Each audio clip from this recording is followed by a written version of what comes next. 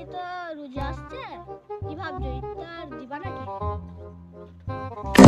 আরে বলছিস কি রে, এত টাকা তো এখন নাই। ছেলে মেয়ে আবার জোর ধরেছে যে জামা প্যান্ট কিনে দিতে হবে। কি করবো, গরিব মানুষ, অত টাকাও নাই। একটা জমি আছে, জমিটা দেখি চাষ করে ধান চাষ করে ভাবছি, পয়সাও নাই, বীজ কিনবো কি করে? দেখবো কারো কাছে ধার ফার নিয়ে।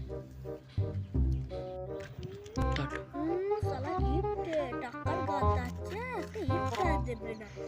ছেলে মেয়ে জোর ধরেছে, টাকা পয়সা খরচা করতে পারছি না। একটা কত বড় জমি আছে, সেটাও একটু চাষবাস করছে না, ফেলিয়ে রেখে দিচ্ছে, কাউকে বিক্রিও করছে না।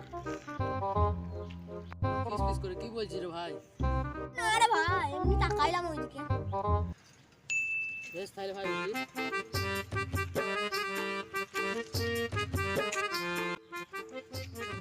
শালা আমার টাকা খরচা করে বিরাট ধান দরকার। আমি টাকা খরচা করবো না, আমার কাছে বেশি টাকা নাই, মাত্র 1 লাখ টাকা আছে। ওই যদি আমি নাকি ইফতার খাওয়াবো, বাবা আমাদের বেশি টাকা নাই, বাড়ি যাবো। ও পালিয়ে গেল, তাহলে আমিও চলে যাই, একটা তো খুশি হবে।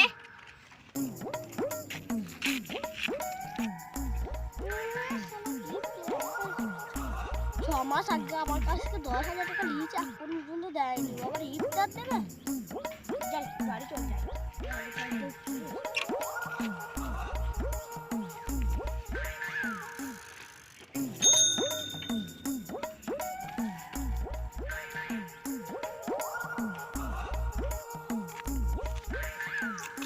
আরে ভুঁইটাকে দেখে আসিস।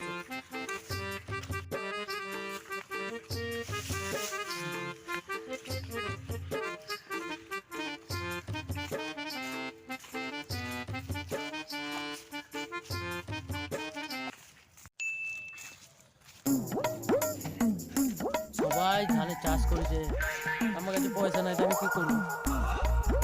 পচা হয়তো ওই কাজ করতে দেখতে আসতে হবে। ঝুড়িটা কাজ যাই বসে দেবো, কাজে নাই। তুই রাখাতে যাবে? ঝুড়ি করছে, কার ঝুড়ি রে? দেখতে হবে, আমি তো ঝুড়ি রেখেছিলাম। ওই হারা ভাই, ওই ঝুড়িটা আমার গো, আমার বউ খাবার দিকেই ছিল। রেখে দাও এখানে। কি গো পচা ভাই, তোমার নাকি ঝুড়িটা? ও বেশ, ঠিক আছে, রেখেছি। ভাবলাম পড়ে আছে, তাহলে নিয়ে যাই। ভুঁই দেখতে এলাম গো ভাই। এই হারা ভাই, তোমার ভুঁইয়ের অবস্থা তো খুব খারাপ গো।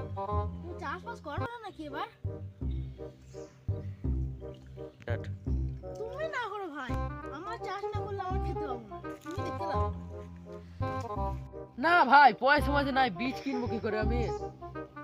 ও তুমি করো, আমার আর বীজ দরকার নাই, থাক পড়ে আছে, থাক। ভুঁইটার অবস্থাটা দেখছি সত্যি করেই খারাপ।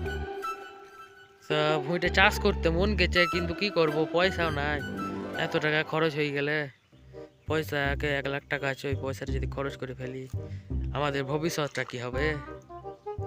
থাক, চাষ করতে মানে খেতে তো বেশি, 3 বেলা মুড়ি খাই কাটিয়ে দিচ্ছি, ওই থাক।